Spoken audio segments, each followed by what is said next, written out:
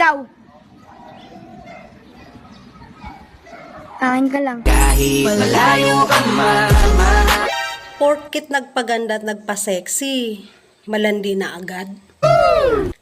Hindi ba pwedeng inggit ka lang?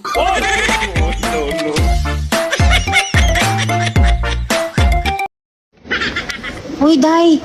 Balita ko, umiiwas ka na daw sa mga plastic. Uy, saan ka pupunta? Iiwas sa'yo. May mahal na siyang iba, wag kang tanga. May mahal na siyang iba, wag kang tanga. May mahal na siyang iba, bakit tinetext mo pa? May mahal na ngang iba, wag kang tanga. Oh, ikaw pala ang bago? Yay! Mukha ka namang luma.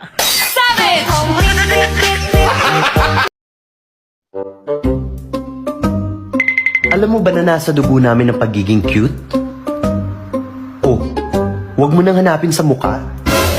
Nasa dugo nga, di ba? Ano daw ang sikreto ng magaganda? Diyos ko, kape lang to.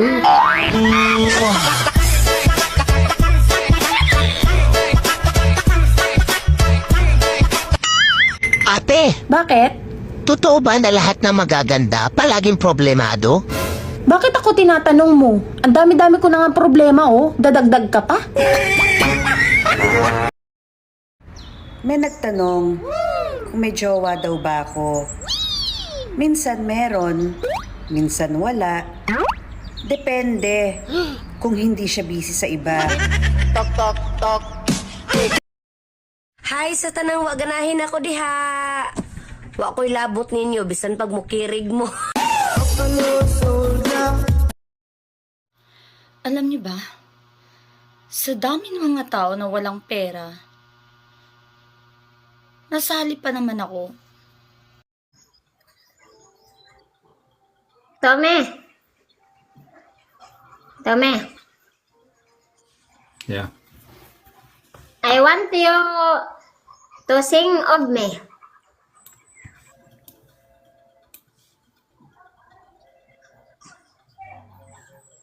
Tome. Yeah. I want you to sing of me. Sing of you? Sing for me ba? Sing a song ba for me?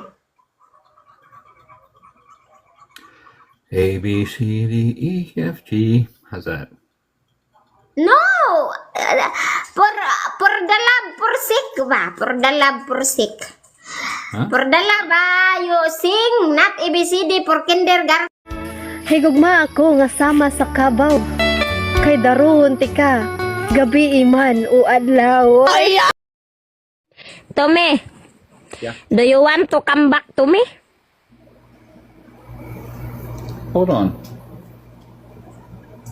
Hold on. Hold on. Hold on sa mong mata. The answer is yes or no, not hold on. No. Say that again. Sa? What is your question again? Do you want to come back to me?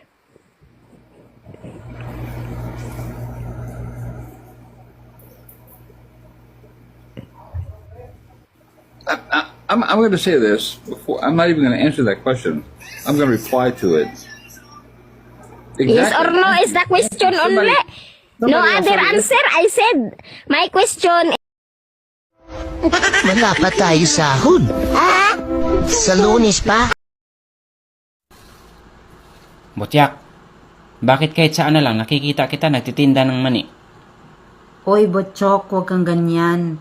Sabihin ko sa'yo na mani lang to, pero tingnan mo yung anak ko, nasa UP, University of the Philippines. Ano yun, nag-aaral? Hindi. Nagtinda rin ng mani.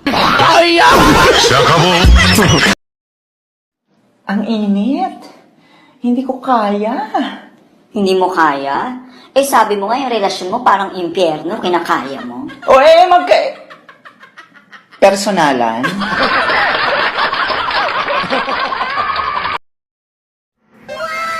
Minsan, Parang may kulang. Parang gusto kong hanapin pa ang sarili ko. Pero ngayon, parang si Kibuloy na lang talaga ang gusto kong hanapin. Parang siya ang pag-asa ko.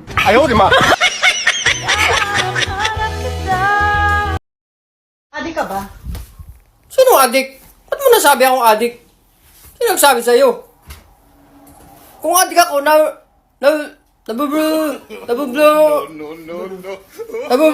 ang salita ko,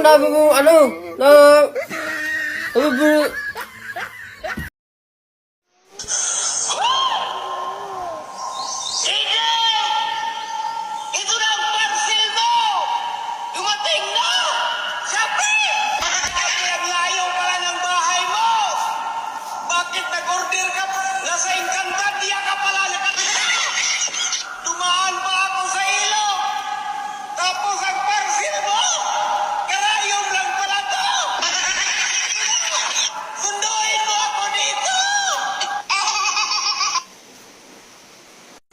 Hala, dumating na pala yung parcel ko. Konti lang yung pera ko na kung laki ng babayarin ko. Tapos nandito na yung parcel. Bakit ang aga? My God, akala ko mga isang buwan pa darating. Ba't dumating agad? Anong yato? Ba't ako na tuntun ng parcel na ito? My God, ayoko na mag-order. Wala akong pambayad. Walang perpektong tao sa mundo. Lahat naman tayo nagkakamali. Hindi naman importante kung paano ka nadapa. Ang importante, walang nakakita.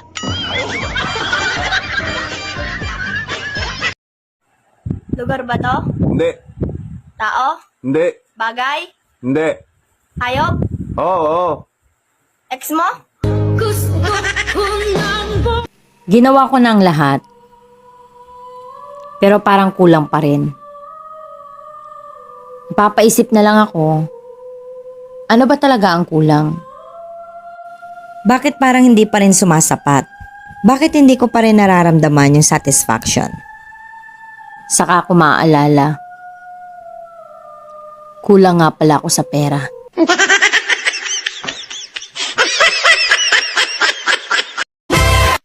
Kung di mo alam ang nangyayari sa buhay mo,